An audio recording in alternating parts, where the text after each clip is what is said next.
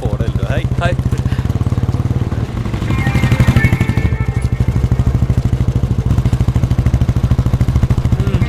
കൊള്ളാം.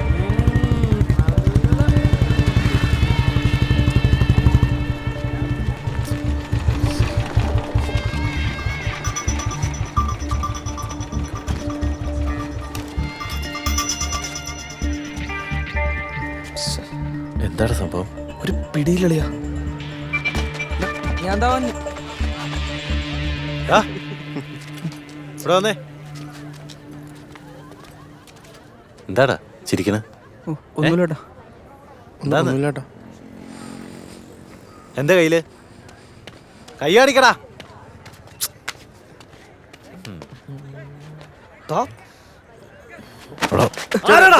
ചേട്ടാ സീനിയേഴ്സ് ആണ് കോളേജ് ഗ്രൂപ്പിൽ സോറി.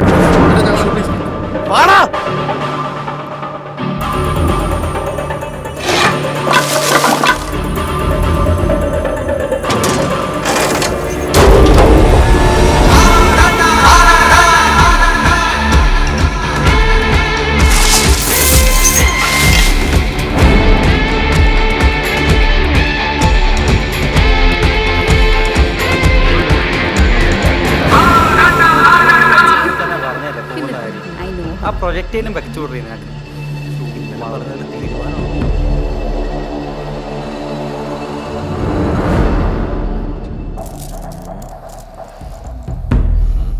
ചേച്ചിമാരൊന്ന് പുറത്തോട്ട് പോയേ.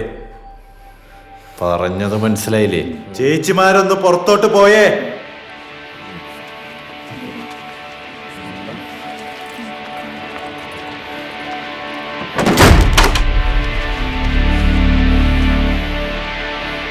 എന്താണ് നീയൊക്കെ ഞങ്ങളുടെ ക്ലാസ്സിൽ പിള്ളേരെ പുറത്തേക്കറയടാ.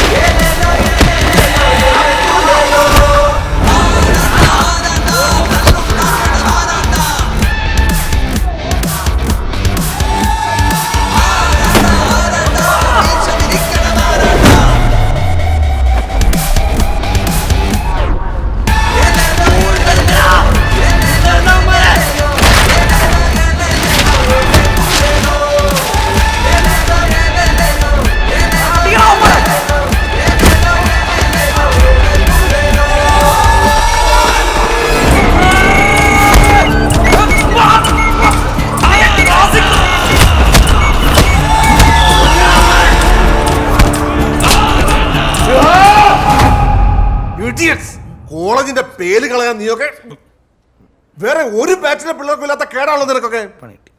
വന്നപ്പോ മുതൽ സഹിക്കുന്നതാണ്. നീയൊക്കെ മാറിയെന്നാ ഞാൻ വിചാരിച്ചേ. സർ ഞങ്ങള് നോ മോർ എക്സ്ക്യൂസസ്. എന്നാടാ എന്തു പറ്റി? ഒന്നുമില്ലടി, പിള്ളേര് വെറുതെ ഒന്നുമില്ല പോയേ. ഇതൊക്കെ എന്നതാന്നേ? ഒന്നുമില്ല. നീ പറയുന്നത് ഫോൺ എന്താ ശ്യാമ?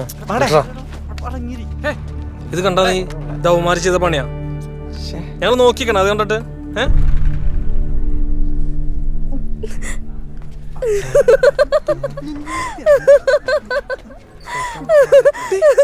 അയ്യോ ഇതാരാടാ ചെയ്തേ? പറയടാ, ഇതൊക്കെ ആരാ ചെയ്തേ? ആരാണ് മാടിയതൊക്കെ ചെയ്ത? പറ. നീനെ തല്ല് കണ്ടു, പക്ഷെ താൻ ചെയ്ത പോക്കിരിത്തരത്തിനാ എന്തിനാ അവന്മാരെ തല്ലുണ്ടാക്കിയെന്ന് ഞങ്ങൾക്ക് ഇപ്പോഴാ മനസ്സിലായത്. ഇതുവരെ എല്ലാത്തിനും നമ്മൾ ഒരുമിച്ചായിരുന്നു. തെറ്റാണെങ്കിലും ശരിയാണെങ്കിലും ഇത് ഇത്തിരി കടന്ന കൈയായി പോയി. ഒന്നല്ലെങ്കിൽ അവളൊരു പെൺകുട്ടിയല്ലേ, ഇത്രയ്ക്ക് വേണ്ടായിരുന്നു. അവരെയൊക്കെ ഡിസ്മിസ് ചെയ്തെന്നാ കേട്ടെ. ഇനി മേലെ ഇത്ര പരിപാടിക്ക് ഞങ്ങളെ വിളിച്ചേക്കുന്നു. വാടാ വാ.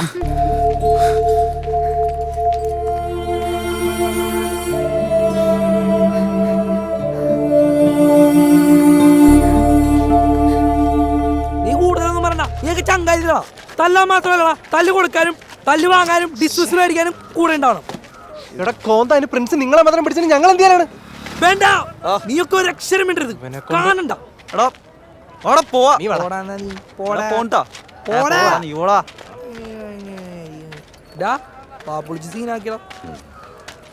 ഞാൻ വീട്ടിലേക്കൊന്നും വിളിക്കുന്നില്ല. എന്തിനാ വെറുതെ? അതിന്റെ കാര്യമൊന്നുമില്ല. അല്ലെങ്കിൽ ഇവന്റെ ഒരു ഭാഗ്യം, ആരോടൊന്നും മിണ്ടണ്ടല്ലോ. 14 ദിവസത്തെ സമയം. എന്തിന് ഇന്ന് തന്നെ ഡിസ്മിസ് അടിച്ചു തരായിരുന്നില്ലേ? ഇത് ഇവിടെ തീർന്നടാ. അല്ലെങ്കിലും ഇവിടുന്ന് എഞ്ചിനീയറായി പാസ്സായി പോവാന്നൊന്നും ആരും വിചാരിച്ചിട്ടല്ലോ.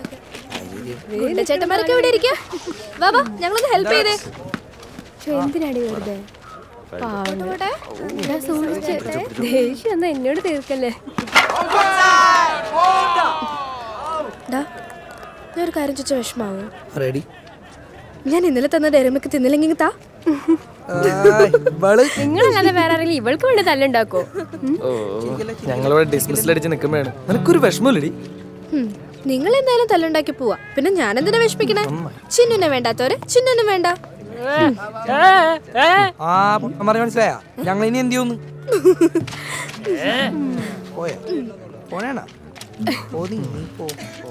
അപ്പൊ ഞങ്ങള് പോയാ നീ കൂടെ ഉണ്ടാവില്ലേ? എന്തിന്? എനിക്ക് പഠിക്കണം. എങ്കിൽ നീ തന്നെ പറ എന്ത് ചെയ്യണമെന്ന്. നമുക്കൊരിടം വരെ പോവാം, എന്റെ സ്വർഗത്തിലേക്ക്.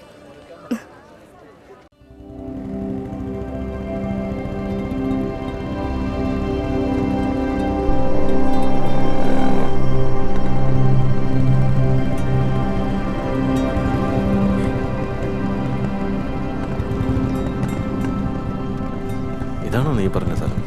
അതൊക്കെ പറയാം. വാ.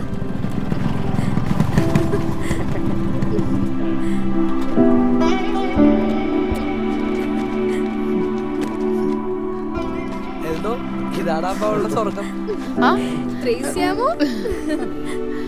എല്ലാരും ഉണ്ടല്ലോ. മുനീറല്ലേ? ബാലു, എൽദോ, സാം, ശരിയല്ലേ? എല്ലാരും വാ. എന്താടാ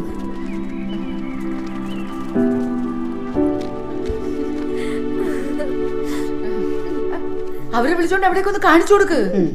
വാ.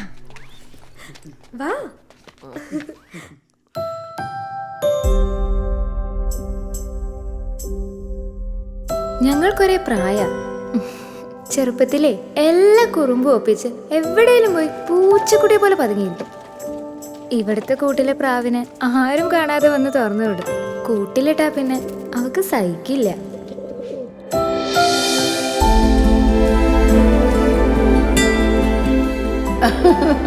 അവൾ എന്ത് ചെയ്താലും അത് നല്ലതാണെന്ന് അങ്ങ് സമ്മതിച്ചു കൊടുത്തേക്കണം. അത് ഡാൻസ് ആയാലും പാട്ടായാലും എന്തായാലും, അല്ലെങ്കിൽ തീർന്നു കാര്യം. അവളുടേതായ ലോകത്തിലേക്ക് അത്ര പെട്ടെന്ന് കടന്നു വരാൻ അവൾ ആരെയും അനുവദിക്കില്ല. ഇത്രയും കാലം ഞങ്ങൾ മാത്രമായിരുന്നു, ഇപ്പോ നിങ്ങൾ.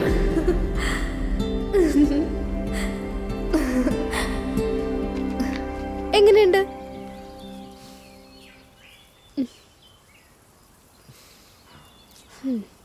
കൂടുതൽ സെന്റിമെന്റ്സ് വേണ്ട കേട്ടോ.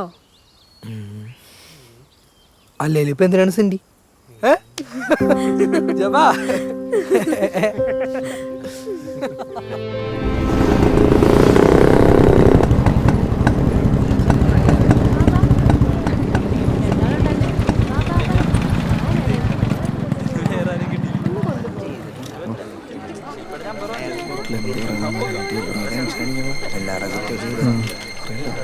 നമ്മളെ വീട്ടിലെ പ്രശ്നമൊക്കെ ആലോചിച്ച് നോക്കി. എടാ ജവാ,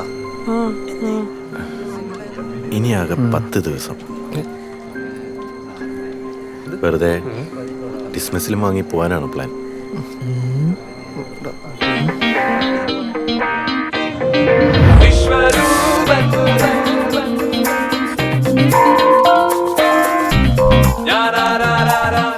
വിശ്വരൂപ വല്ല വേലത്തരത്തിനാണെങ്കിൽ mister Munir, I don't have time for that. ഞാൻ ഓക്കെ, ഇതാരാടാ? ഇത് നിനക്കറിയാലോ, എനിക്കിതറിയില്ല. എന്താലേ, പക്ഷെ ഇത് നിനക്കറിയാം ഇല്ലേ? അറിയാം. Automated left acting simple. എന്തെങ്കിലും സഹായിക്കണം പ്ലീസ്.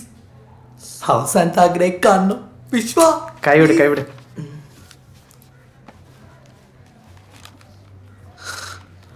പോകുന്നതിന് മുന്നേ നിനക്ക് ഞാൻ എൻ്റേത് മാത്രമായിട്ടുള്ള ആർക്ക് കൊടുക്കാത്ത കളക്ഷൻസ്,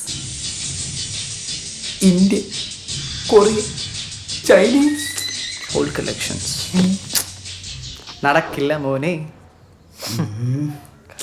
ഏറ്റില്ല എന്നോട് അതർക്കാം.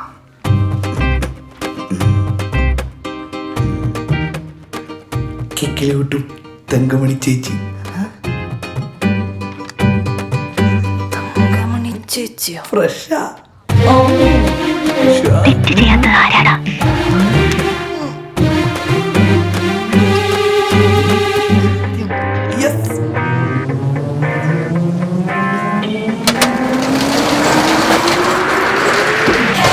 This is a very complicated scenario. We need to drive the subject through the steps. പൊളിക്കൂട്ടാ. Blueprint.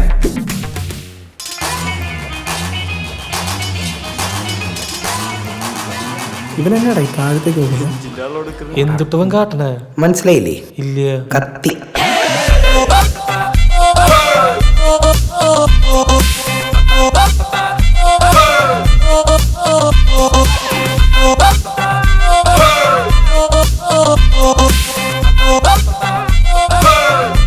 This is the major part. Step 1. ശങ്കു അതെന്നെയാണ് ചോദിക്കണം. സ്റ്റെപ്പെല്ലാം കയറും. Focus. ഇനി ഇതിൻ്റെ ക്രൂഷ്യൽ പോയിന്റ്, സബ്ജക്റ്റിൻ്റെ വെയിറ്റ് അതറിയണം. അല്ല ഇതേതാ സബ്ജക്റ്റ്?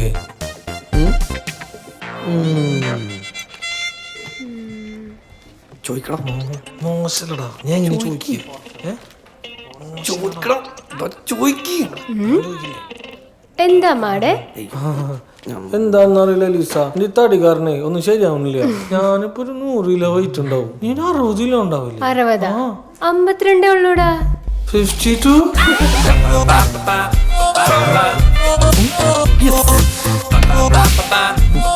ബെസ്റ്റ്. വിവരമില്ലാത്തോണ്ട് പറയുക. ഇതാ നമ്മുടെ വീൽ ചെയറിൻ്റെ ലിഫ്റ്റ് മെക്കാനിസത്തിൻ്റെ ബേസിക് സർക്യൂട്ട് വിത്ത് ജോയ്സ്റ്റിക്. എന്താണ് ഈ ചാറ്? Conditions apply. സോറിടാ. ബേസിക് സർക്യൂട്ടടാ. ഇവനെ ഈ വിവരമില്ലായ്മയുടെ പ്രശ്നം അത് ശരിയാക്കണ്ട. Okay. So, this quarter we got to see an innovative and brilliant idea from S6 Electronics and Communication batch headed by Ramkrishnan sir. Thank you. So that's all for the day. Thank you Alex sir, our dearest principal, Vice Principal Bhairavan sir, and all those who shared the dais. Thank you.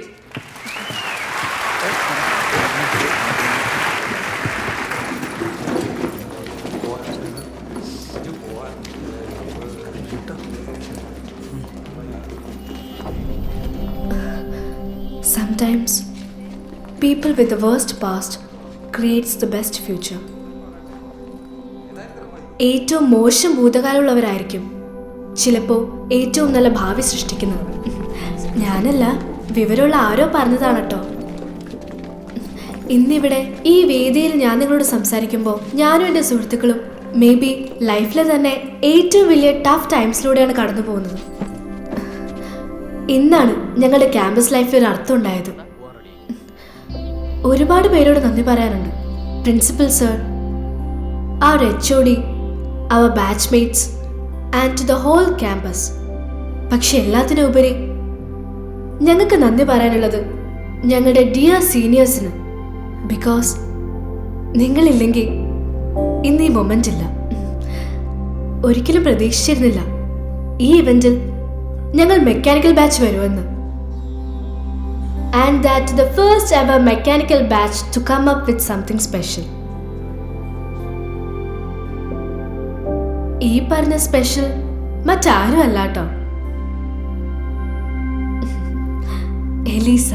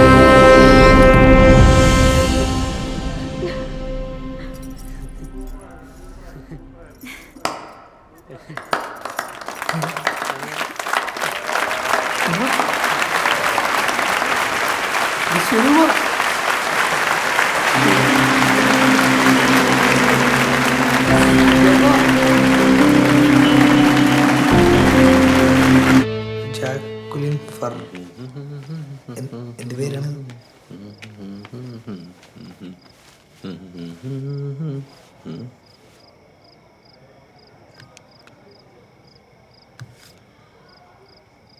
നാല് miss കോളോ? എടാ phone അടിച്ച് കേട്ടില്ലേ? ആ BC മാം. പിന്നെ ചിന്നുന്റെ വീട്ടിൽ നിന്നാണല്ലോ.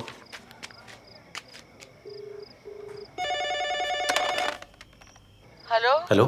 ആ ബാലു, അവൾ ഇറങ്ങിയില്ലായിരുന്നോ? ഇന്ന് വൈകിട്ടല്ലേ, നാളെ പുറപ്പെടുന്നാ പറഞ്ഞേ. വിളിച്ചിട്ടാണ് ഔട്ട് ഓഫ് റേഞ്ച്. അവള് എപ്പോഴേ പോയില്ലോ മാത്രേ. ആണോ? ആ ഞാൻ ഇപ്പൊ തിരിച്ചു വിളിക്കാം. എന്താടാ? അവളെ വിളിച്ചിട്ട് കിട്ടണില്ലാന്ന്.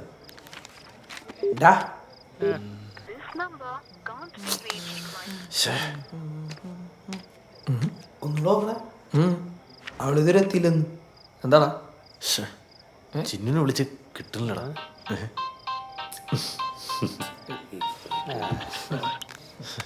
ചിന്നു, നീ എന്താ കുട്ടികളി കളിക്കണേ? എന്താ വിളിച്ച ഫോൺ എടുത്താ? ഹലോ, ഞാൻ ലാസ്റ്റ് കോൾ ഡീറ്റെയിൽസ് കണ്ട് വിളിക്കുക. ആരാ? പെട്ടെന്ന് ഗവൺമെന്റ് ഹോസ്പിറ്റൽ വരെ ഒന്ന് വരാമോ?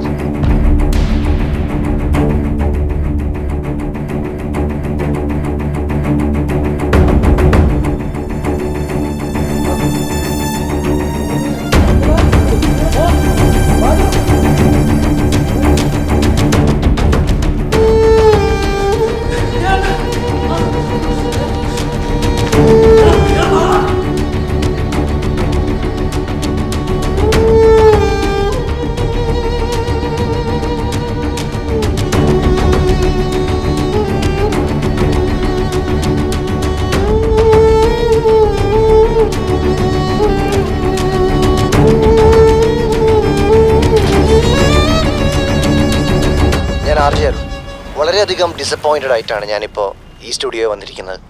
എന്താണ് പറയേണ്ടതെന്ന് എനിക്കറിയില്ല. മനസ്സിലൊരു വിങ്ങലോട് കൂടിയല്ലാതെ ഇത് കേൾക്കുന്ന ആർക്കും ഇപ്പൊ ഇരിക്കാൻ സാധിക്കില്ല എന്ന് എനിക്ക് ഉറപ്പാണ്. ഇതിലൊരു അവസാനമില്ലേ?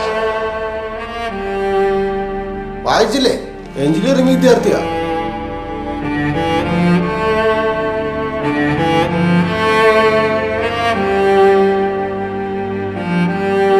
ഓ 18 വയസ്സേ ഉള്ളൂ. കഷ്ടമായി പോയി. എന്നാ പറയാനാ?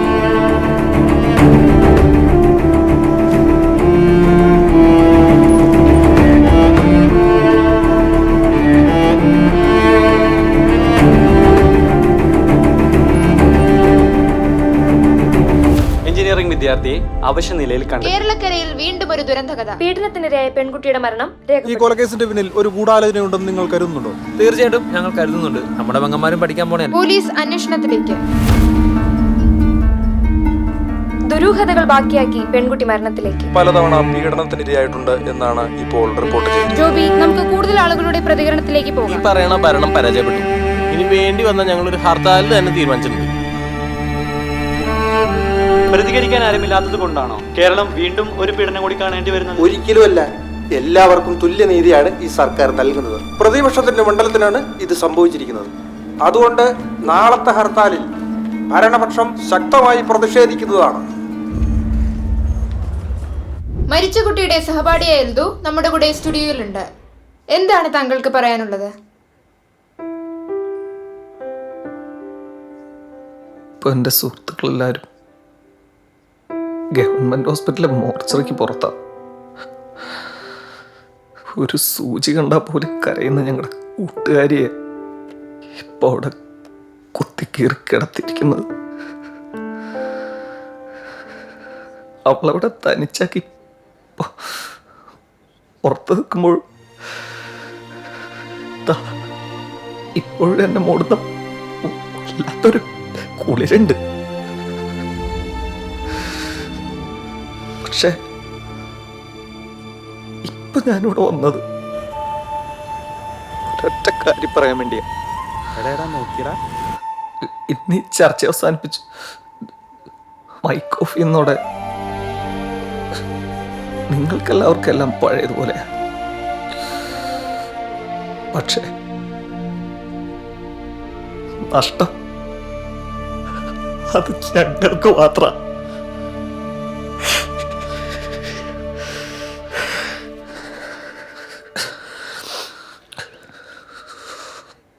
കൊന്നതാ. ഒരു ഉറുമ്പിനെ പോലും നോവിക്കാത്ത ഞങ്ങളുടെ കൊന്നു കളഞ്ഞതാ.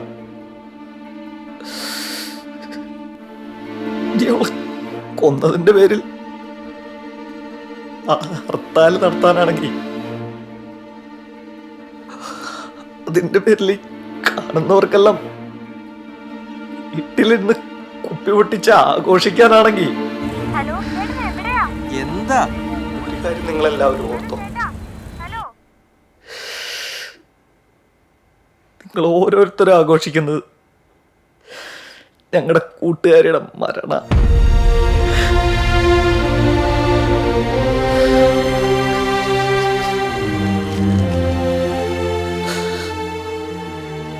എന്റെ മോൾക്ക് ഇങ്ങനൊന്നും എന്റെ പെങ്ങളെല്ലാം എല്ലാ ദിവസവും നേരത്തെ വീട്ടിൽ വരാറുണ്ടല്ലോ. എന്റെ എന്റെ എന്റെ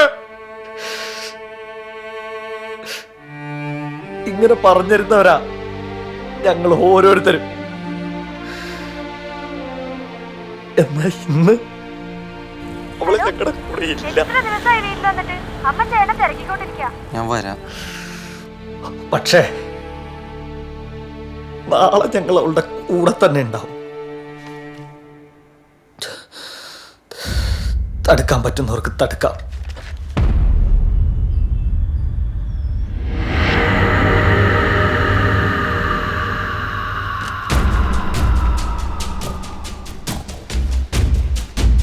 ഞങ്ങൾ ആ കോളേജ് പിള്ളേർക്ക് ഫുൾ സപ്പോർട്ടായിരിക്കും. നാളെ നമ്മൾ എന്തായാലും കോളേജിൽ പോയിരിക്കും. ഹർത്താല എന്ത് കാര്യത്തിന്? ഈ രാഷ്ട്രീയക്കാരെ അവരുടെ കാര്യങ്ങൾ നടക്കാൻ വേണ്ടി ഉണ്ടാക്കുന്നത് മാത്രമാണ്.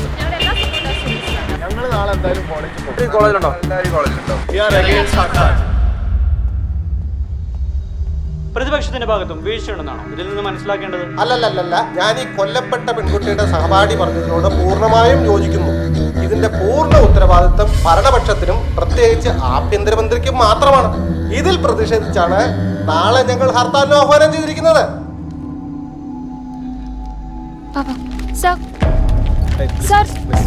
സർ, വിദ്യാർത്ഥി സംഘടനകളുടെയും പൊതുജനത്തിന്റെയും പ്രതികരണങ്ങളിൽ നിന്ന് പ്രകടമാകുന്നത് പോലീസിനോടും ആഭ്യന്തര വകുപ്പിനോടുമുള്ള കടുത്ത പ്രതിഷേധമാണ്. സാറിന്റെ പ്രതികരണം? ഇത് ഒരൊറ്റപ്പെട്ട സംഭവമാണ്. ഈ നാട്ടിൽ 1.5 കോടിയോളം വരുന്ന സ്ത്രീകൾ ഇവിടെ സ്വസ്ഥവും സുരക്ഷിതരുമായി ജീവിക്കുന്നുണ്ട്. അത് നിങ്ങൾക്ക് വാർത്തയില്ലല്ലോ. ഇങ്ങനെ ഒരു കുട്ടിക്ക് സംഭവിച്ചത് എത്തേണ്ടാത്ത സ്ഥലത്ത് എത്തരുതാത്ത സമയത്ത് എത്തിയതുകൊണ്ടാണ്. സർക്കാരിന്റെ കഴിവുകേടുകൊണ്ടല്ലേ ഇന്നലെ ആ പെൺകുട്ടിക്ക് അങ്ങനെ സംഭവിച്ചത്? അത് മറച്ചു വെക്കാനല്ലേ സാർ ഇപ്പോൾ നോക്കുന്നത്? ഒരിക്കലുമല്ല. ഉദാഹരണത്തിന്, നമ്മൾ നമ്മുടെ വീട്ടിൽ വളർത്തുന്ന ഒരു നായ, അത് അതിന്റെ കൂട്ടിൽ എല്ലാ ദിവസവും രാത്രി സുഖമായി കിടന്നുറങ്ങുന്നു. ഒരു ദിവസം ആ നായ കൂട് പൊട്ടിച്ച് മതില് ചാടി പുറത്തേക്ക് ഇറങ്ങുന്നു. അതിനെ ഒരു തെരുവ് നായ വലിച്ചു കീറി കടിച്ചു കൊന്നാൽ ആ തെരുവ് നായയെ മാത്രം കുറ്റം പറയാൻ പറ്റുമോ? അതിനതിന്റെ കൂട്ടിൽ തന്നെ കിടന്ന പോലെ